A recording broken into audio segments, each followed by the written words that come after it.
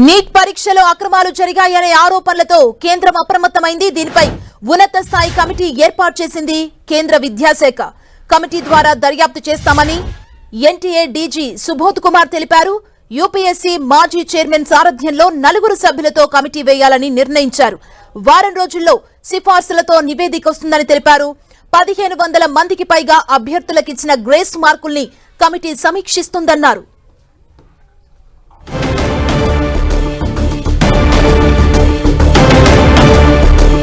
Neat పరీక్షలో అక్రమాలు జరిగాయనే ఆరోపణలతో కేంద్రం అప్రమత్తమైంది. దీనిపై ఉన్నత స్థాయి కమిటీ ఏర్పాటు చేసింది కేంద్ర విద్యాశాఖ.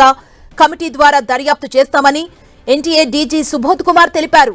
యూపీఎస్సీ మాజీ చైర్మన్ సారథ్యంలో 4 సభ్యులతో కమిటీ వేయాలని నిర్ణయించారు.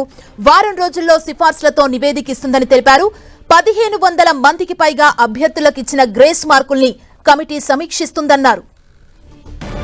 గ్రేస్ మార్కులు ఇవ్వటంతో పరీక్ష అర్హత ప్రమాణాలపై ఎలాంటి ప్రభావం ఉండదని ఎన్టీఏ డీజీ సుబోధ్ కుమార్ సింగ్ తెలిపారు. అభ్యర్థుల ఫలితాల్ని సమీక్షించడం ద్వారా అడ్మిషన్ ప్రక్రియపైన ప్రభావం చూపదని పేర్కొన్నారు. నీట్ పరీక్షలో అక్రమాలు జరిగాయన్న ఆరోపణల్ని ఖండించారు. దేశవ్యాప్తంగా నిర్వహించిన నీట్ పరీక్షా పేపర్ లీక్ కాలేదని, అవకతవకలేమీ జరగలేదని చెప్పారు. ఎన్సీఈఆర్టీ పాఠ్య పుస్తకాల్లో మార్పులు, పరీక్షా కేంద్రాల వద్ద సమయం కోల్పోవడంతో ఇచ్చిన గ్రేస్ మార్కుల వల్లే కొందరు విద్యార్థులు అధిక మార్కులు సాధించడానికి కారణమని తెలిపారు.